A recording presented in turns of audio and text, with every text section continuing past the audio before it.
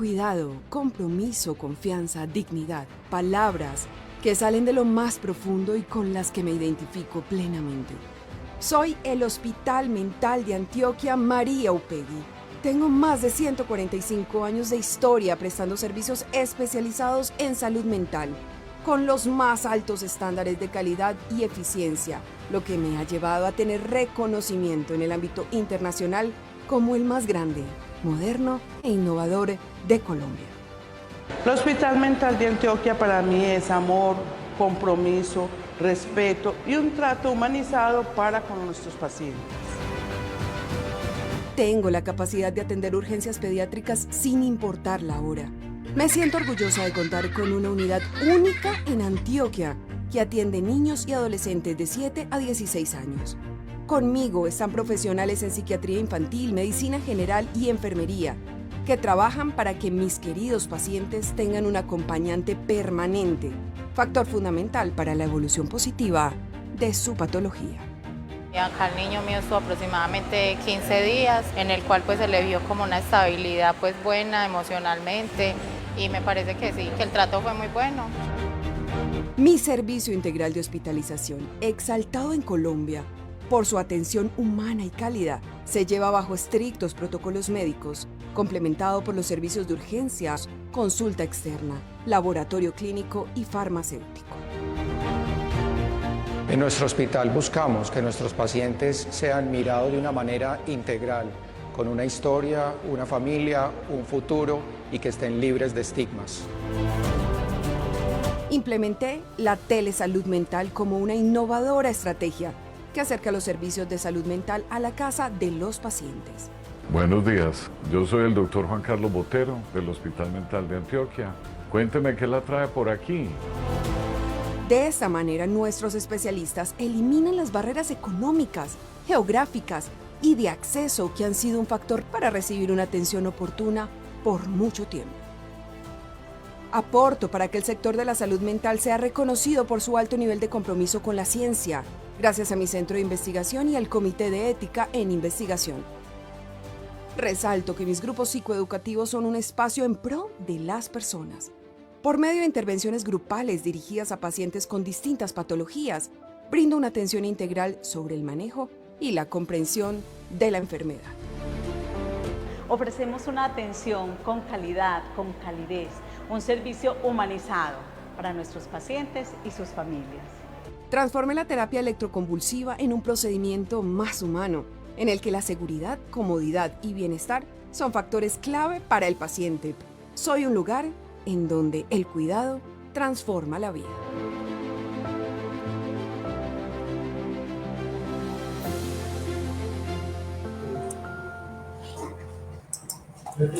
Hola, muy buenas tardes familia, espero que se encuentren muy bien. Recuerden que estos encuentros de cuidadores se hacen todos los jueves a la 1 de la tarde. El día de hoy tenemos a nuestro nutricionista César Arango y en los comentarios les vamos a dejar el link de asistencia para que por favor la diligencien.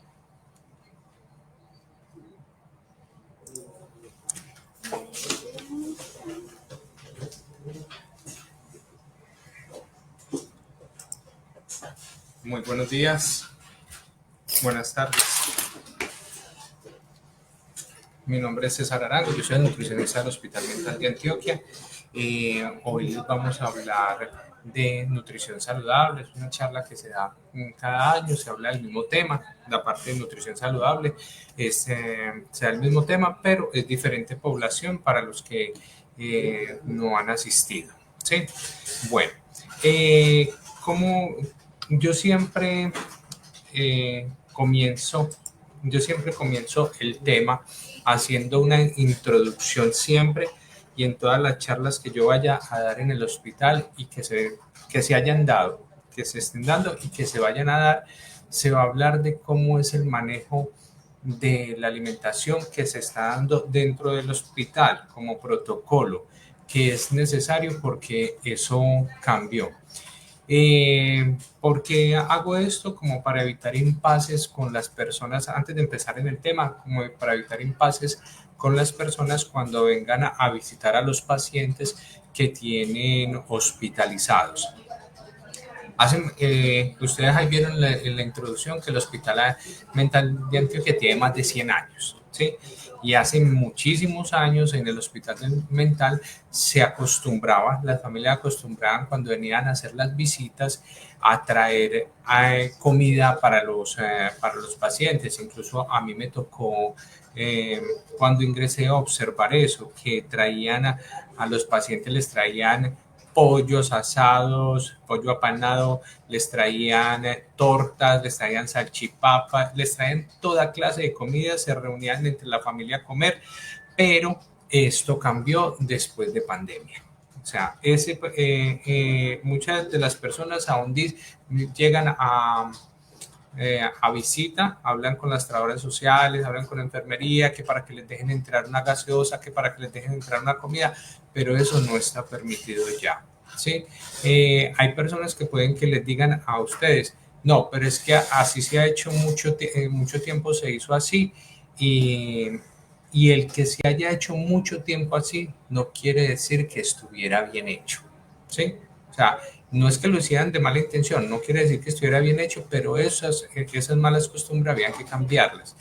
¿Por qué? Porque acá nosotros tenemos un servicio de alimentación. Ese servicio de alimentación maneja la alimentación de todos los pacientes hospitalizados con varios tiempos de comida, que ahorita los vamos a mencionar. Y cuando ellos consiguen las comidas, les hacen unas trazabilidades donde se anota el lote, se anota lo que es la fecha de vencimiento, las características del alimento, se dejan unas muestras microbiológicas por si pasa alguna intoxicación, se dejan algunas muestras microbiológicas y eso se manda a analizar, mientras que las comidas que traen la gente de la calle no sabemos de la procedencia y puede ser que la comida de la calle fue la que genera una diarrea en un paciente y vienen a decir de pronto,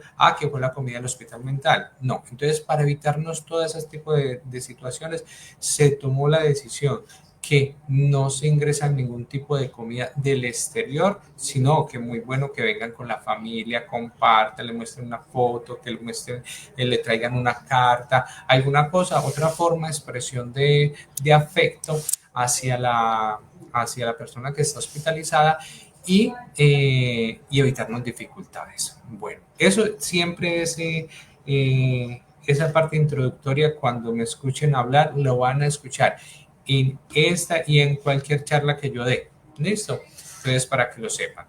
Bueno, lo otro, empezando con la charla, nosotros en el Hospital Mental de Antioquia le manejamos la alimentación desde varios ítems.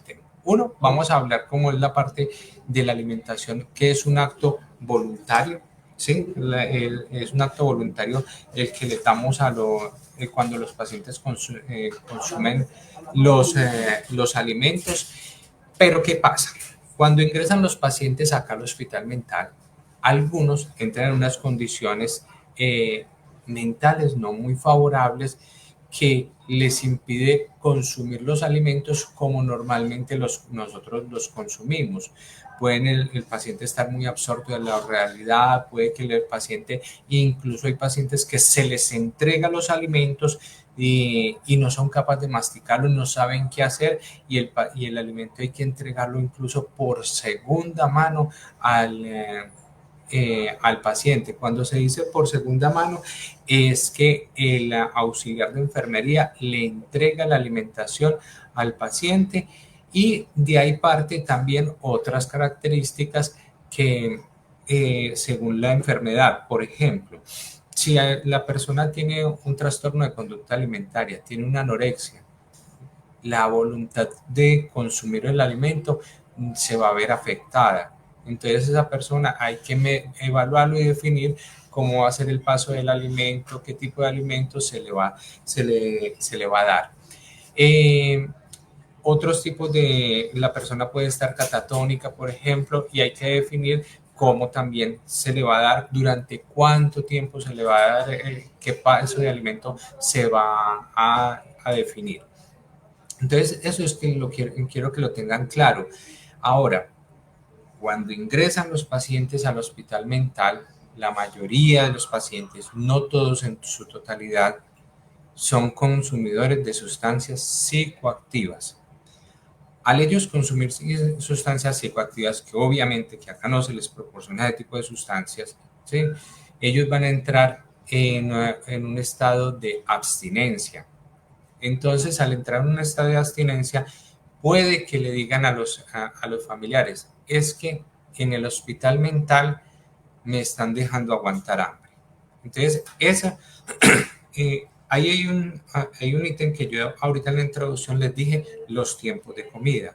Nosotros a los pacientes les damos 6 tiempos de comida: desayuno, media mañana, almuerzo, algo, comida y merienda. En eso, con eso, yo creería que en muchos de los hogares, digamos antioqueños, incluso de acá del Valle de Aburrá, ya muchos nos comemos esos 6 tiempos de comida. ¿Qué pasa con ellos? Que cuando nosotros les damos esos alimentos, el alimento a ellos, si tienen el síndrome de abstinencia, van a querer seguir comiendo porque no tienen la droga, la marihuana, la cocaína, la que consumen, que les causa esa saciedad. Entonces ellos enfocan toda esa energía en la alimentación. Entonces, para que las familias se despreocupen, que sí se les da alimento, pero es un periodo transitorio mientras el proceso de desintoxicación. Hay unos pacientes que con el proceso del síndrome de recompensa de las emociones, nosotros sí puede que le incrementemos la porción de la alimentación según la necesidad, como en la evaluación nutricional que le hagamos al paciente.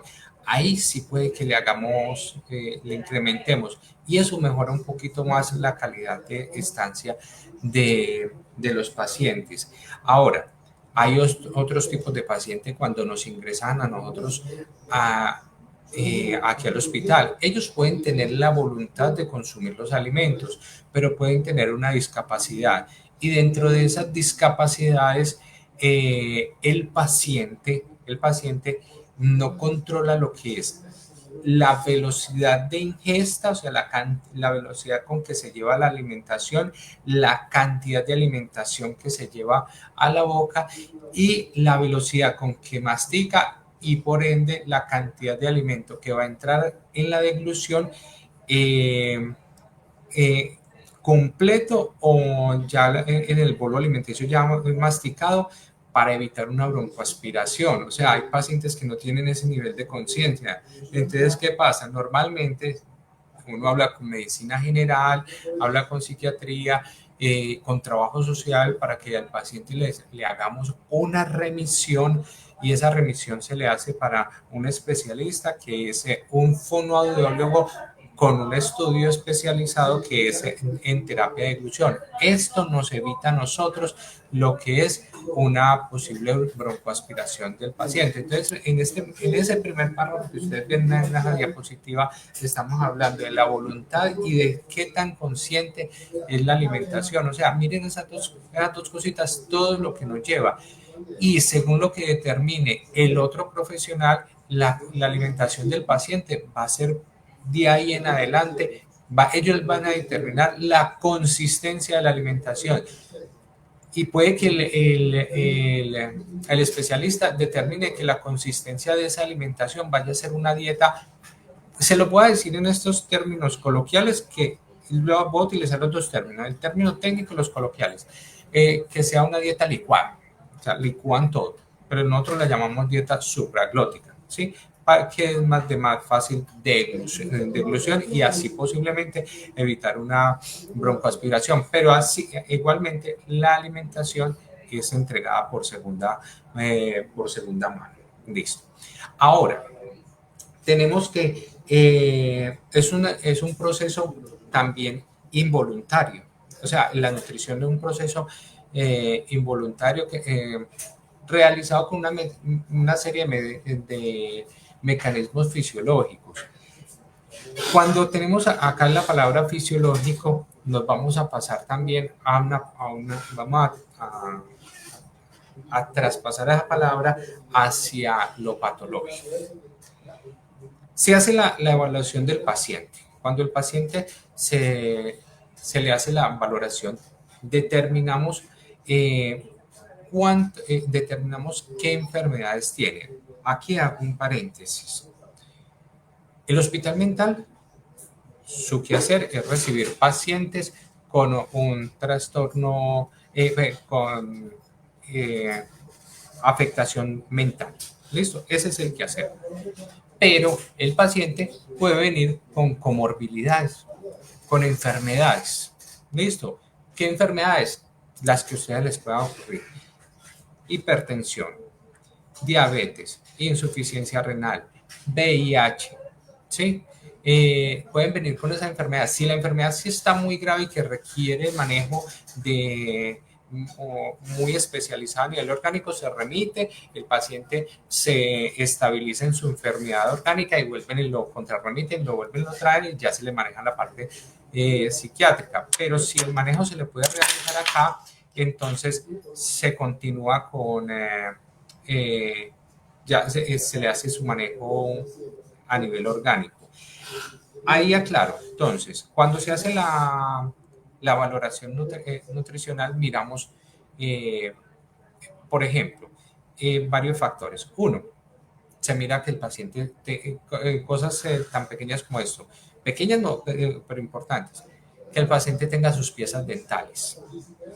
Si el paciente no tiene todas sus piezas dentales, imagínense ustedes un paciente en un estado de alteración y que quiera consumir alimentos y que llegue la hora de la alimentación y que le lleven una manzana o una pera, ¿sí?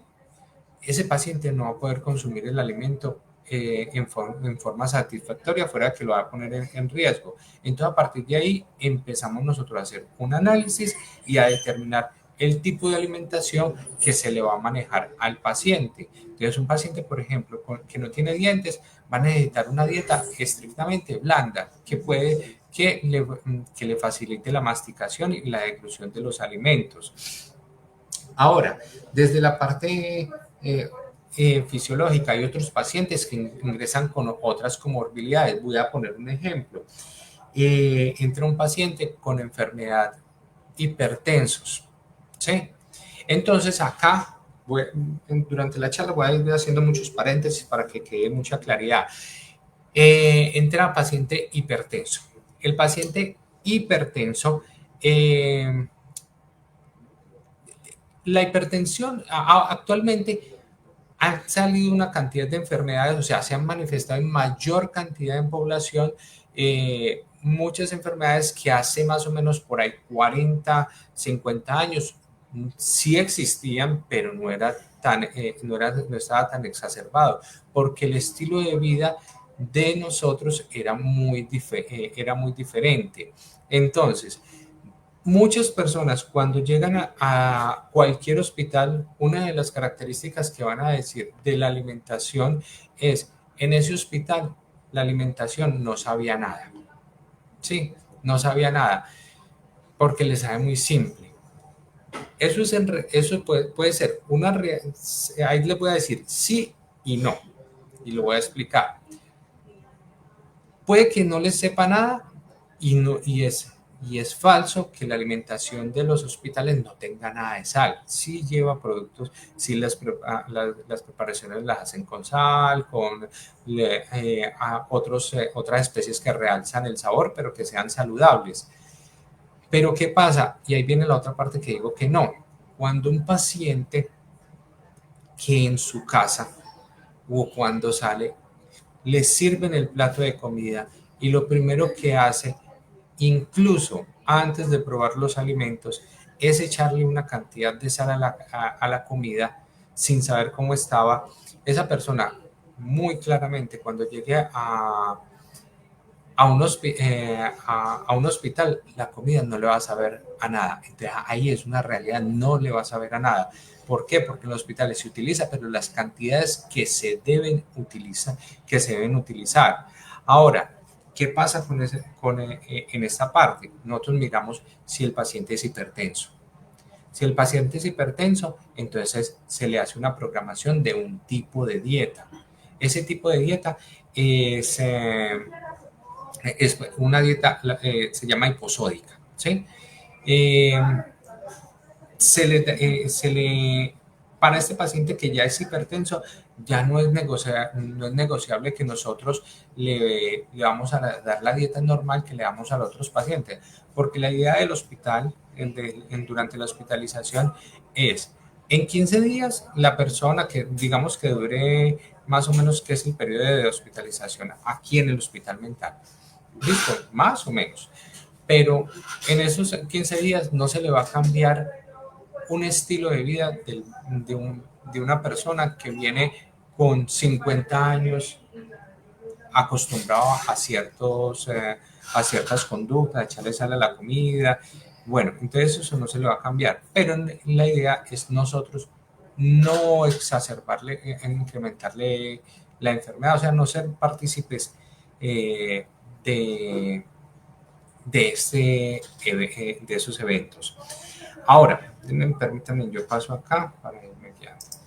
En estas esferas que ustedes ven, nada más estamos tocando el primer aspecto, que es lo biológico. Hay muchos aspectos dentro de lo cultural, lo conductual, el acto social. Mientras tanto, estamos con el acto biológico y ahí lo vamos explicando. En otras charlas se ha hablado de lo cultural, de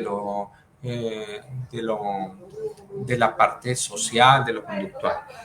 Ahora, pueden llegar pacientes. Aclaro una cosa. Los pacientes que empiezan con insuficiencia, con hipertensión, hay unas máximas en el área clínica. ¿Qué fue primero, la hipertensión o la insuficiencia renal? ¿O qué fue primero, la insuficiencia renal o la hipertensión? O sea, que una puede conducir a la otra. Una persona que ya sea hipertensa, si no se cuida bien, puede desencadenar a una insuficiencia renal. Entonces nosotros, a través de la alimentación, tratamos de cuidar a la persona acá dentro del hospital. Por si los pacientes les dicen a los que los visitan, no, es que allá en el hospital mental la comida no sabe nada. Entonces, si no sabía nada, una de las cosas es, primero, que nos consulten a nosotros, que pidan, que hablen con la parte de nutrición, y nosotros estaremos muy prestos siempre a hablar con ellos. Otro de los factores que puede llegar un paciente con una diabetes. La diabetes, hay unas diabetes que se desarrollan por situaciones genéticas. O sea, la persona le toca, como se dice en el medio coloquialmente, de mala le tocó, ¿sí? Hay otras personas que sí fabricaron, digámoslo así, fabricaron su diabetes desde hace muchos años. ¿Cómo se fabrica una diabetes? El estilo de vida. ¿Listo? Por ejemplo, hoy las personas que están conectadas, no sé cuántos estamos conectados en este momento. 9. Listo. De las personas que estamos conectados, ¿cuántas de esas 9 personas han hecho ejercicio hoy? O ya estamos a mediodía. Tengan proyección de hacer actividad física hoy en la tarde. ¿Cuántos? Yo he estado en muchos grupos y hay unos grupos que son presenciales acá en el hospital. De esos grupos a veces reúnen más o menos 20 personas y de esas 20 personas, una persona hace ejercicio, por lo general. ¿Listo? Así se empieza a fabricar una diabetes. Listo. Ese es el primer paso. Lo otro, tipo de alimentación. Alimentos ultraprocesados. ¿Qué son alimentos ultraprocesados? No voy a decir marcas, las papitas, gaseosas, o sea, gaseosas que tienen mucho contenido de azúcar. Y las empresas actualmente van cambiando los conceptos de venta de esos productos y dicen, no, es que es una gaseosa con edulcorantes, no tiene azúcar, pero es que el edulcorante también nos hace daño. Sí, o sea, el edulcorante también va a agotar ese páncreas. El páncreas, que es el que produce la insulina y que va a conducir a controlar, digamos, se lo puede decir en este término, el azúcar en la sangre, que es la glucosa en la sangre.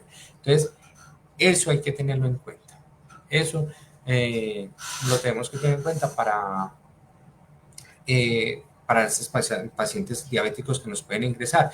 ¿Cómo estamos construyendo? La cantidad de comida. La cantidad de comida. Mire que normalmente acá en el hospital, eso es un choque fuerte para los pacientes, porque en el hospital ponen una porcioncita en un plato, una porcioncita de arroz, una porcioncita de ensalada, la porcioncita de carne y un energético y la sopa, ¿sí? Normalmente en las casas de nosotros, ¿qué acostumbramos a hacer? Echar el arroz en un plato. Fuera de echar el arroz en un plato, sobre el arroz va la ensalada, sobre el arroz va la carne, sobre el arroz va una tajada y muchas papitas. Y si no lo ven así, sienten que no comieron. Por eso es un choque acá cuando vienen, dicen que esto es poquito. Listo, pero son las cantidades que les tenemos que dar. Listo, aproximadamente de 2.000 calorías día. Los dulces, los azúcares simples, lo que son chocolatinas, la pastelería, el arequipe, todo eso va agotando con el tiempo el páncreas. Nosotros acá cuando ingresan, cuando ingresan acá al hospital, nosotros les hacemos unos exámenes de sangre, no a todos, a los que tienen más riesgo de que tengan las enfermedades. Nosotros le hacemos el examen de hemoglobina glicosilada y de glicemia. Ahí les voy a explicar eso. Y con esos exámenes sabemos si la persona está bien o no y miramos y le mandamos un tipo de alimentación. ¿Qué tipo de alimentación se le manda a los diabéticos? Una dieta hipoglúcida. Entonces ahí es donde viene que el paciente va a llegar al hospital y va a decir, es que en ese hospital la alimentación que le dan a uno no sabe a nada. Claro, el jugo no trae azúcar, porque es que no se le puede dar. Si a los otros compañeros están sentados, que acá la alimentación se hace en comunidad, o sea, acá se pasan a todos los pacientes a la misma hora en las mesas a comer acompañados. Es parte del manejo terapéutico. Y ellos ven que un paciente, otro compañero, tiene una galletita y ellos no, pero eso es por una condición, no es por discriminación ni nada, es porque usted agotó su páncreas de tal manera que, o lo afectó de tal manera que usted es una persona diabética que ya no puede consumir ese alimento. Entonces, nosotros tenemos que no aportar más a esa enfermedad. Ahora, dato importante, acá. Muchos pacientes cuando les van a hacer los exámenes de azúcar, digamos, lo voy a llamar así, de glicemia, de azúcar en la sangre, como lo llama la gente, dejan de comer una semana antes. Listo. La glicemia en sangre se controla, se compensa, está bien y mira, pero en medicina manda a hacer otro examen que se llama la hemoglobina glicosilada. Esa hemoglobina nos va a hablar sobre cómo estaba el azúcar, estoy hablando del azúcar, la glicemia, pues, en sangre 3 meses atrás. O sea, que en una semana no podemos cambiar eso. Y mucha gente trata de engañar al personal de la salud con eso. Se engañan a sí mismos. ¿Sí? Se engañan a sí mismos. Entonces, por eso una persona llega y se le da ese tipo de alimentación que ya es la que tiene que consumir y incluso hasta se molestan. ¿qué tratamos de nosotros de evitar? Y a uno les da unas recomendaciones para que evitar que la enfermedad llegue, que la persona incluso no vaya a tener que estar el resto de la vida dependiendo de unidades de insulina, inyectándose insulina en sangre. ¿Listo? Ahora, hay unos tipos de pacientes acá que llegan que son consumidores de marihuana, cocaína, perico, como lo llaman. Resulta que, imaginen en este contexto, el paciente es diabético, utiliza insulina, hay varios tipos de insulina, unas insulinas que se utilizan antes de la comida, ¿sí? Resulta que esa insulina se utiliza cuando usted va a comer. Si usted no va a comer, usted no se puede, o sea, si usted se aplica esa insulina y no come, pone en riesgo su vida. Y resulta que hay pacientes que cuando salen de acá, tienen su esquema de insulina porque le están bajo tratamiento, consumen ciertos tipos de psicoactivos como por ejemplo cocaína, que quita a muchas personas el hambre, que les quita el hambre, se aplica la insulina y no come. ¿Listo? Eso se le explica a los pacientes. Eso nosotros tratamos de mejorar todas esas conductas para que el paciente no atente contra su vida y al final esté afectado. Ahora, otros tipos de exámenes que nosotros hacemos. Nosotros miramos el perfil lipídico. En el perfil lipídico miramos colesterol. Voy a generalizarlo.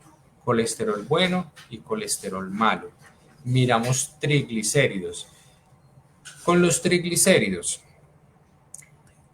si la persona tiene los triglicéridos, entonces la persona llega, va a decir estas características, llega una persona con delgada, no es diabética, ¿listo? No es diabética y solamente tiene triglicéridos elevados. Se lo miraron acá y están importantemente elevados. Y resulta que se le manda una dieta hipoglucia, que es la que es simple, sin azúcares, digámoslo así. Hoy controlada pues en harinas, pero vamos a hacerlo más generalizado. Y llega esa persona y dice, pero ¿por qué me están dando una dieta sin azúcares si yo no sufro de la azúcar? Pero es que sufre de los triglicéridos. Entonces es una parte donde van a chocar con ellos porque ellos no... toca entrar a explicarles qué patología tienen, cuál es el manejo que se le va a dar desde la parte de nutrición y también medicina le explicará cuál es el manejo desde la parte médica, igual psiquiatría. Pero estos pacientes pudieron haber tenido, evitarse ese tipo de alteración en su salud. ¿Cómo? Con lo que yo decía al principio, no construyendo la enfermedad. ¿Cómo se evitan los triglicéridos? Son muy, muy sensibles a la actividad física. Entonces, una persona que hoy haga actividad física, que hoy no, que haga por lo menos, no dice por lo menos 3 veces a la semana, pero que la idea es que haga 5 veces por semana, 6 veces por semana, descanse un día. También está el derecho a descansar, ¿no? También debe descansar, pero que haga el ejercicio, eso lo llena incluso más de energía. Eso controla mucho los triglicéridos, controla mucho el azúcar que ahorita mencionábamos, la diabetes, ¿sí? Entonces, cambiar todas esas conductas. Repito nuevamente, estamos apenas en el primer ítem de estas composiciones, es en el primer ítem de las necesidades biológicas, entonces, y de lo que nosotros manejamos acá en el hospital. Ahora, si la persona tiene el colesterol elevado, vamos a poner el mismo paciente. El paciente está delgado, el paciente no es diabético, pero tiene el colesterol elevado. Entonces va a decir, pero ¿por qué a unas personas les traen un tipo de alimento y yo quiero la preparación? Más que todo se modifica. Y yo quiero el que ellos están consumiendo, que es la dieta normal. No, pues que tú tienes el colesterol elevado y tenemos que controlarte por lo menos en los 15 días para nosotros no ser partícipes de un evento cardiovascular. Y nosotros siempre le decimos al paciente, la alimentación con la que inicie aquí en en el hospital, la idea es que también salga con esa alimentación fuera del hospital. Bueno, eh, nosotros miramos, por ejemplo, dentro de los laboratorios lo que es la función hepática. En la función hepática nosotros miramos cómo está funcionando. Se hacen unos exámenes que son transaminasas pero es algo básico para el nivel el nivel clínico que nosotros manejamos. Si el paciente tiene un hígado que no está funcionando bien, también nosotros le tratamos de programar un cierto tipo de alimentación que el paciente no, o sea, no le cause más estrés a, a esa función hepática. ¿Listo? Hay otros pacientes que pueden llegar acá al hospital, como por ejemplo con anemia. Nosotros hacemos exámenes de vitamina B12. Acá explico una cosita. Se hacen los exámenes de laboratorio, pero para la enfermedad mental, cuando la vitamina B12 sale por debajo de 400, nosotros sale en 350, el área de nutrición manda un tipo de dieta especial para mejorar esos niveles de vitamina B12, porque cuando ellos están bajos, la persona es más susceptible a desarrollar depresión, Entonces, aquí vuelvo e insisto, soy reiterativo. Nosotros somos un hospital mental donde la base primordial es es el mejoramiento de la parte psiquiátrica, pero si el paciente llega con comorbilidades, se le da el manejo de las comorbilidades. Miren todo lo que les he dicho, incluso llegar hasta la vitamina B12 para hacer la reposición y que la persona no tenga una tendencia a la depresión. Bueno,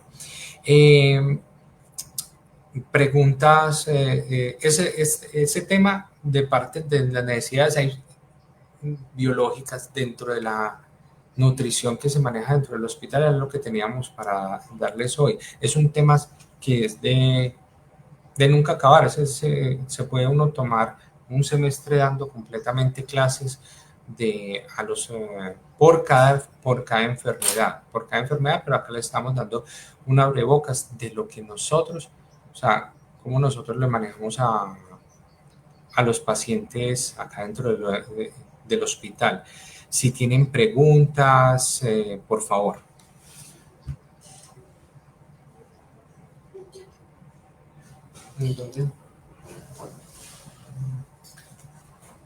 ¿Dónde miran las preguntas?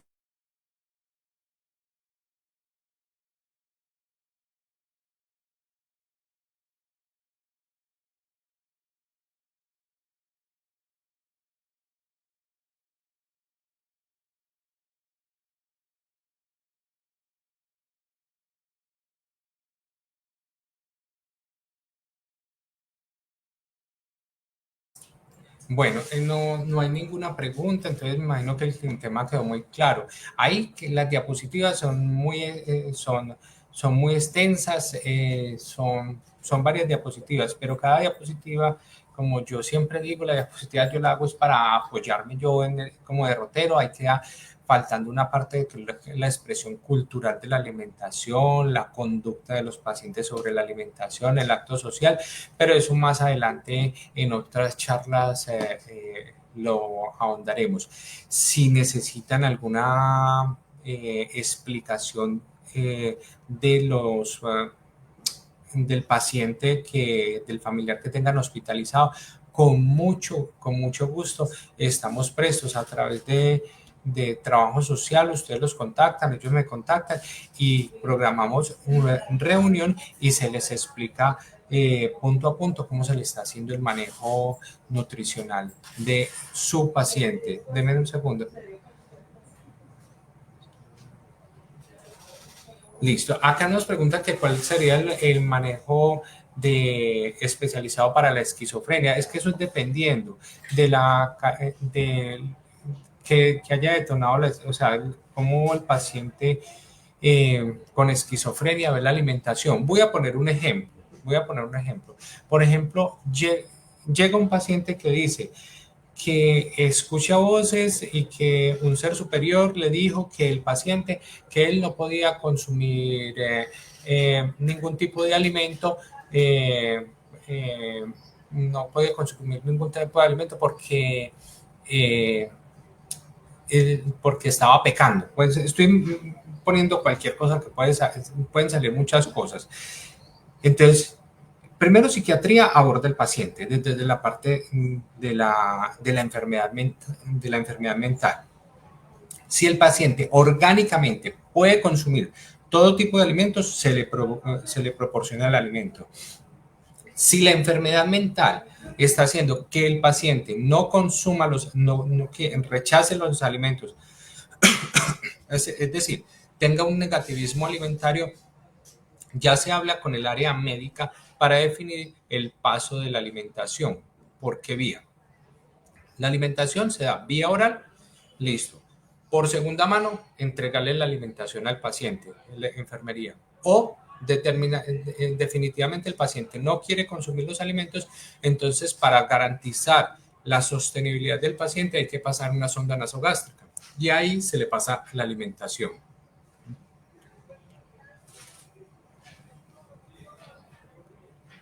Bueno, lo del complejo B es la área médica, eso ya cuando allá me preguntan que si el complejo B es cada mes, como eso es medicamentoso, eso ya lo tiene que, la respuesta se las da medicina. Yo no estoy autorizado para dar esa respuesta sobre ese ítem, me disculparán.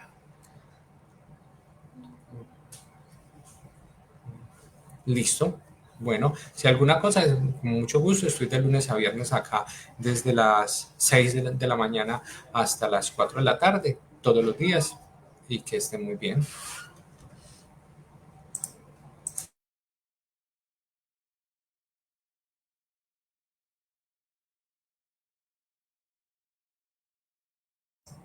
Familias, muy buenas tardes. Recuerden por favor que en los comentarios está la lista de asistencia y que estas charlas son todos los jueves a la 1 de la tarde.